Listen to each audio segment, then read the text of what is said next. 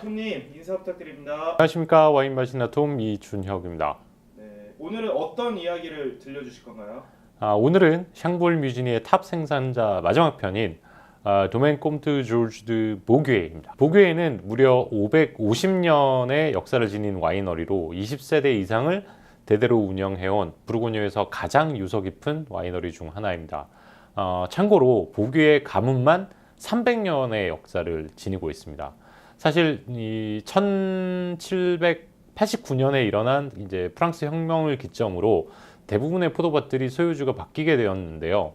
보규의 경우 무려 570년이 넘는 역사를 지닌 곳으로 이는 정말 대단한 일이 아닐 수 없습니다. 보규에는 이제 장 무아송이 1450년에 샹볼 뮤지니에 처음 건물을 세우면서 그 역사가 시작되었습니다.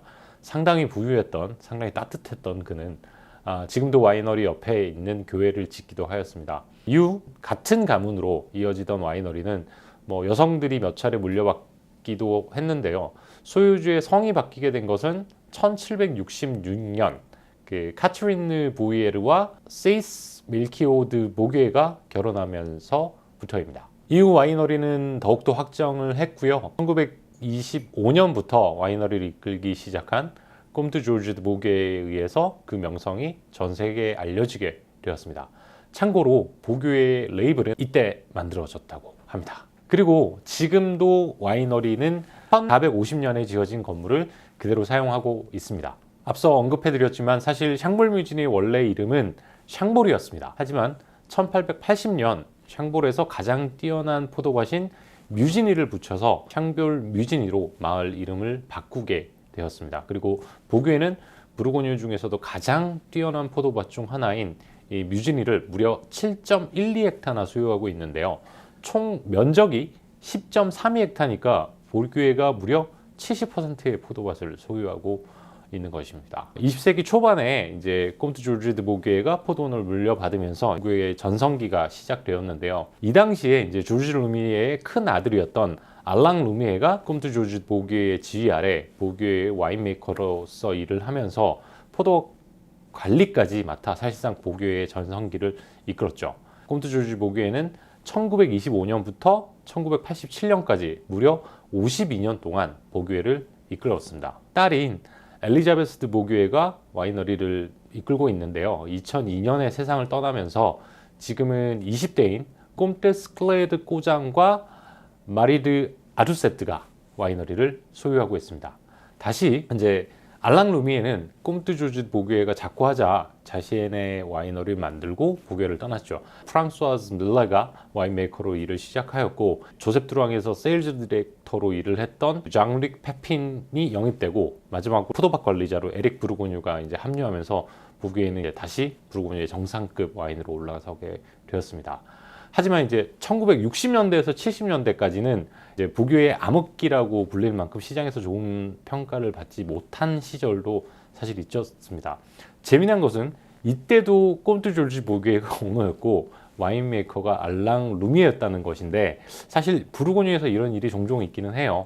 처음에 굉장히 좋은 평가를 받았지만 갈수록 와인의 퀄리티가 떨어지거나 지금도 나쁘진 않지만은 2010년도에 와이너리를 물려받았고 불과 몇 년 사이에 정말 매력적인 와인을 만든 생산자가 있는데 이 집도 이제 몇 년 사이에 와인을 너무 진하게 만들면서 최근에 출시된 이제 2019년 빈티지 같은 경우에는 본인의 하늘하늘한 스타일이 아닌 쉬라라고 느껴질 만큼 이제 굉장히 농축된 스타일로 와인을 바꾸기 시작했는데 이 집도 이제 좀 안테나를 돌려보니까 인기가 많아지면서 도멘 와인들이 수량이 딸리기 시작하니까 역시 매종으로 와인을 만들면서 최근에는 매종에 집중하고 있다는 사실을 알게 되었어요. 물론 매종도 직접 포도원에서 관리하는 집들이 많아요. 사실은 12, 14, 15는 정말 좋았고 16 빈티지를 테스팅하면서 조금 진해졌다고 느꼈거든요. 근데 17, 18 특히나 이제 19 같은 경우 신대륙 와인이라고 느껴질 만큼 제 개인적인 취향하고는 좀 거리가 멀어졌죠. 그리고 한 집을 더 예로 든다면 2007년 네고시앙으로 시작한 집이 2015 빈티지, 14 빈티지 전후로 이제 많은 인기를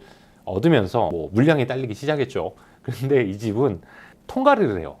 통가리가 뭐냐면 다른 사람이 와인을 만든 오크를 그 오크 탱채로 구입을 해서 오크통으로 자신의 오크통으로 갈아서 오크통만 바꾼다는 말하거든요. 법적으로 문제가 없지만은 이게 이제 자기 이름으로 와인을 만든다는 게 참 좀 그렇죠. 얼마 전에는 이제 그 친구가 이제 자신이 소유하지도 않은 그랑크루 탑 와인을 2010년 빈티지 제로브와 인터넷에 비딩을 붙여가고 판매를 했는데, 제가 이 집에 2017 빈티지 테스팅하러 갔었거든요. 그때 분명 없었어요. 뭐 아닐 수도 있겠지만은 뭐 그 사람의 성향을 본다면 뭐 하나 또 재미난 썰을 더 풀어드린다면, 우리 이 작가님 벌크로 와인 판매하신 거 아시나요? 혹시 기억하세요? 재작년에 저하고 부르고뉴에서 같이 마셨는데, 할아버지. 예, 할아버지인데. 예, 그 할아버지. 예. 왜 마셔놓고 기억은 못해요, 나. 지금은 이제 그 영감님이 아들 뒤에서 조용히 아들 이름으로 와인을 대신 만들어줬는데 뱅상지라당이에요. 그 분이 이제 사고를 크게 한번 쳤는데, 2002년도에 DRC에서 벌크로 주스를 사서 와인을 숙성시켜가지고 DRC가 만든 와인이라고 해서 일본에 팔아요. 자신의 레이블 붙이고 팔았었는데, 고객들이 일본 DRC 수입사에 질문한 거예요. 야, 이거 진짜 DRC가 만든 거 맞냐? 그래서 수입사가 다시 DRC에 질문을 했고, 오베르드 빌란이 그걸 듣고 이제 대노를 해서, 그때부터 사실 DRC가 벌크로 와인을 판매하지 않았고, 직원들에게 연말 선물로 준 와인들만 만들어서 레이블 없이 직원들에게 주고 있죠. 한 6번, 7번 정도 테스팅했는데 화이트, 레드 모두 다 괜찮습니다. 다시 이제 고개로 들어가서 장릭 팩핀이 영업과 마케팅을 총괄하고 있고, 이제 35년간 와이너리를 이끌었던 프랑소즈 빌레가 2019년까지 병역을 책임지고 와이너리를 떠났. 2021년부터는 와인메이커인 장리 파텔리라는 분이 일을 시작하게 되었어요. 큰 변화는 없겠지만 조금의 변화가 있지 않을까 생각을 하는데요. 장리 파텔리의 경우에 일생 조지에 있는 도멘 드셀 빌라에서 와인메이커로 일을 했었어요. 도멘 드셀 빌라 같은 경우에는 빈티지와 밭에 따라서 홀 클러스터를 50%까지 사용을 하거든요.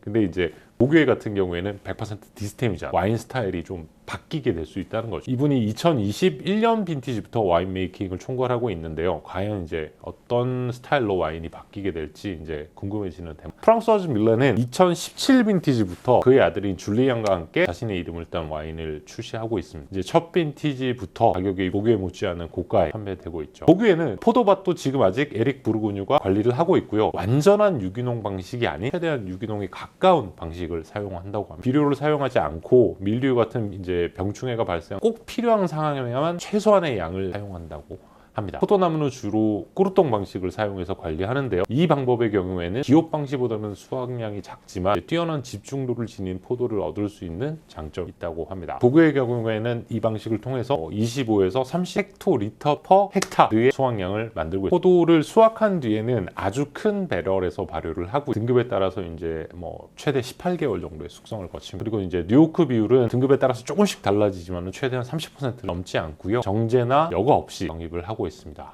자, 역사는 여기까지 하고, 그러면 이제 보교회가 만드는 와인들을 좀 소개해 드려 볼까 합니다.